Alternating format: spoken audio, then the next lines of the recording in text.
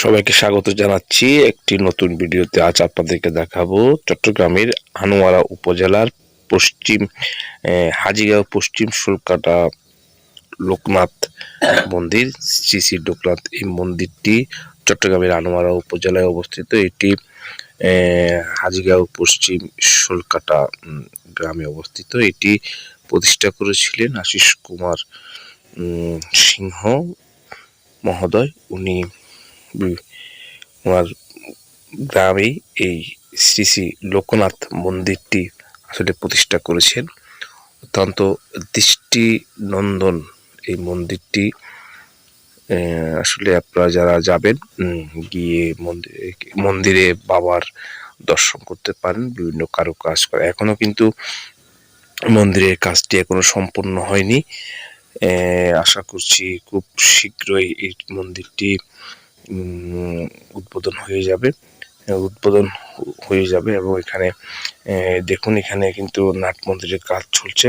আমি যখন ভিডিওটি করেছিলাম তখন এই নাট মন্দিরের কাজ চলছিল। এতদিনে হয়তো এটি তৈরি হয়ে গেছে বলে আমি আশা করি।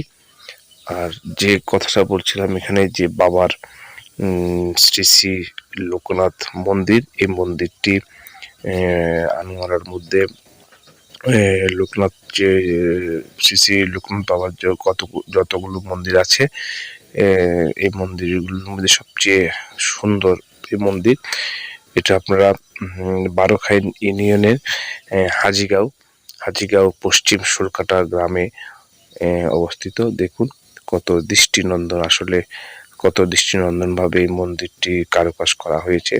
এখানে গেলে আসলে মন ভরে যাবে। এখানে স্বয়ং বাবা শ্রী শ্রী লোকনাথ বাবা এখানে অবস্থান করছেন। এই মন্দিরটি প্রতিষ্ঠার জন্য বাবু আশিস কুমার সিংহ অনেক কষ্ট করেছেন এবং এখনো কিন্তু কষ্ট করে যাচ্ছেন। দেখুন কত সুন্দর করে এই মন্দিরটি প্রতিষ্ঠা করা হয়েছে। আপনারা যাদের সুযোগ হয় তারা একবার গিয়ে বাবার এই মন্দিরটি একটু দর্শন করে আসবেন। মনটা আসলে ভালো হয়ে যাবে।